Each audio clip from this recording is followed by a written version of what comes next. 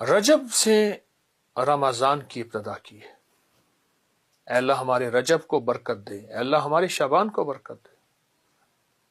رمضان کی برکتوں کو رجب سے لی ہے۔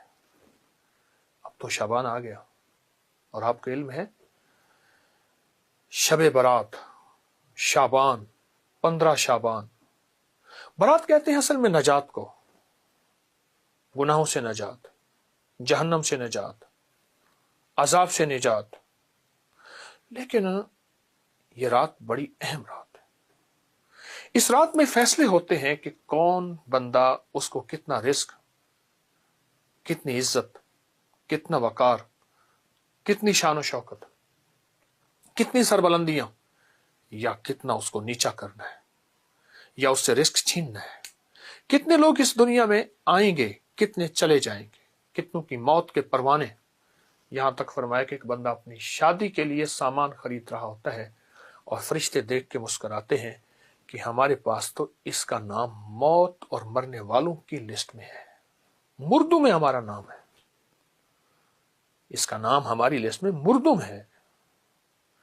بہت اہم رات ہے، بہت اہم رات ہے۔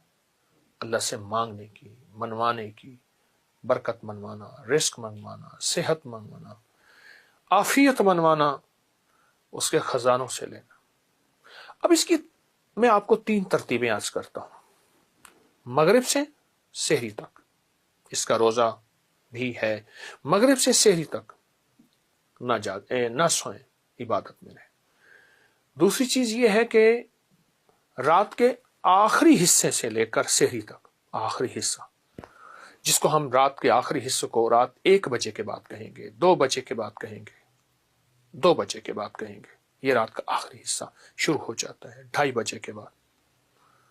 مجھے ایک سیانے نے ایک نصیحت کی تھی، اس نے کہا کہ اگر تو خود ڈرائیو کر رہا ہے یا تیرا ڈرائیور ڈرائیو کر رہا ہے تو رات کے آخری حصے میں اس کی آنکھوں پہ نظر رکھنا، یہی نیند کا غلبہ ہوتا ہے، اور حادثے اکثر اسی وقت ہوتے ہیں، بندے سو جاتے ہیں، اور میں نے اس کے بڑے تجربے کیے۔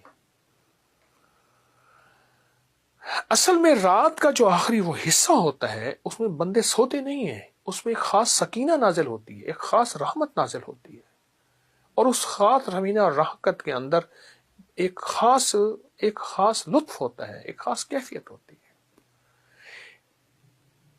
دیکھیں میں پھر کہہ رہا ہوں، ایک وہ ہے مغرب سے لے کر سحری تک، ایک وہ ہے رات کا آخری حصے سے لے کر سحری تک، ایک وہ ہے کہ رات کا پہلا حصہ۔ اب میں ایک بتاؤں، جن کو خطرہ ہے کہ ہم نہیں جاگ سکیں گے وہ رات کے پہلے حصے کو کر کے سو جائیں، لیکن فجر پڑھنی ہے۔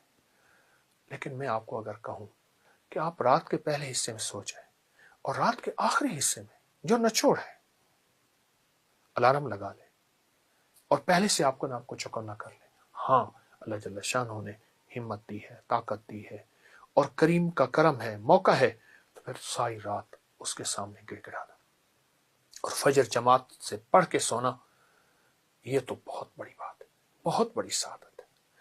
اب ایک سوال ہے، کرنا کیا ہے؟ کیا مانگیں؟ کیا کریں؟ کون سے عمل ایسے ہیں کریں جس پہ اس کی شان کریمی کو ہمارے پر رحم آئے اور ہمارے حق میں فیصلے ہو جائیں؟ سب سے پہلی چیز جو ہے نا، میں آپ کو عمل دوں گا، اپنی ذات سے نکلیں گے اس رات میں۔ اللہ مجھے معاف کر دے، اللہ میرے بچوں کو، اللہ میری اماں کو، ابا کو۔ اس رات میں اپنی ذات سے نکلیں گے۔ اگر بہت کچھ پانا چاہتے ہیں، میں لفظ بہت کو اتنا بھاری لے گیا ہوں، آپ نے میرے لہجے کو غور سے دیکھا ہوگا۔ اگر بہت کچھ لینا چاہتے ہیں اپنی ذات سے نکلیں۔ ایک عمل دیتا ہوں، حدیث میں آتا ہے، میرے آقا سرور کونین صلی اللہ تعالی علیہ وسلم کا فرمان ہے کہ جو 27 بار پڑھ لے صرف اللہم اغفر لی ولوالدی وللمؤمنین والمؤمنات والمسلمین والمسلمات الاحیاء منہم والاموات، صرف 27 بار پڑھ لے، اللہ اس کی ہر دعا قبول کرتے ہیں، اور اتنی قبول کرتے ہیں اس کے ذریعے سے اللہ لوگوں کو رزق دیتے ہیں، وسعت دیتے ہیں، برکت دیتے ہیں، اللہ اس کی ہر مسئلے کو حل کرتے ہیں۔ بڑے فضائل، بڑے کمالات اس دعا